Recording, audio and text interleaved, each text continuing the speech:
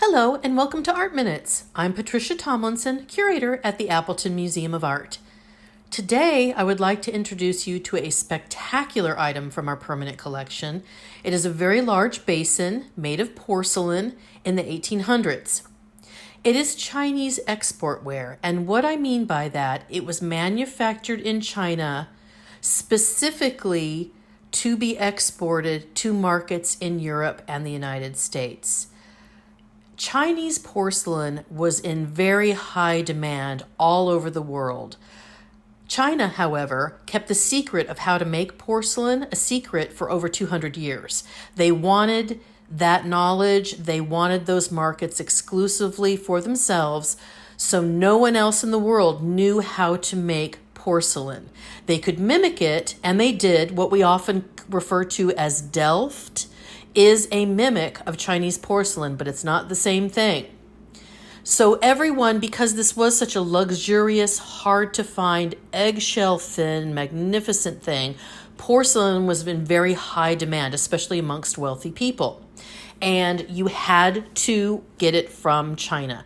You could speak to an exporter where you lived, and they would contact their Chinese merchants that they knew abroad and order. For example, George Washington actually ordered a set of dinnerware specifically for his personal use, and then later a second set after he became president of the United States.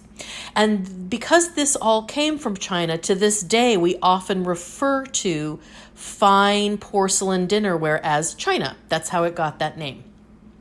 Now, this particular type is called the rose medallion type. It is called that both because it is completely covered with very ornate imagery of all types of flowers, and the color is predominantly a pink or rose color. Also, each scene on the basin is separated from one another by little lobes or medallions that have various court scenes, various birds and flower scenes. So let's take a closer look at that. Here is one medallion or lobe scene on this basin.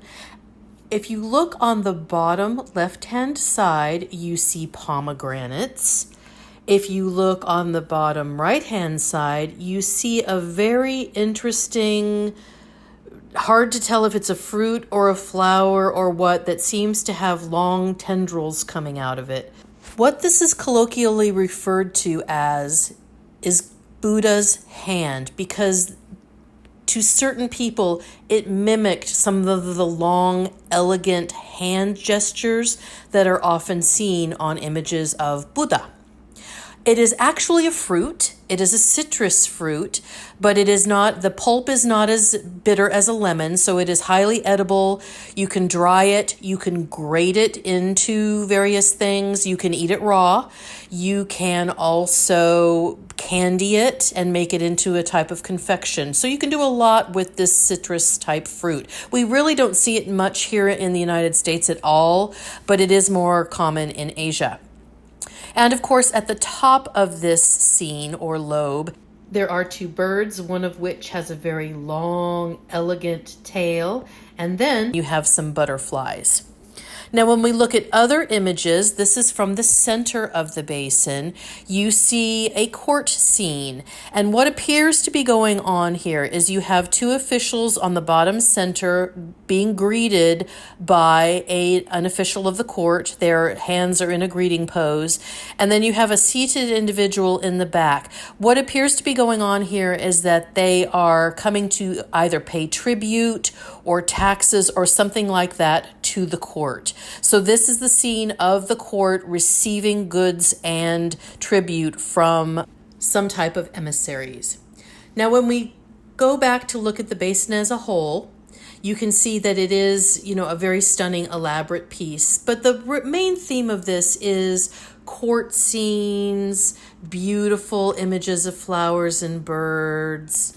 And it is meant to be spectacular. It is meant to be impressive and to dazzle the eye. Thank you for listening. I look forward to sharing more Art Minutes with you soon.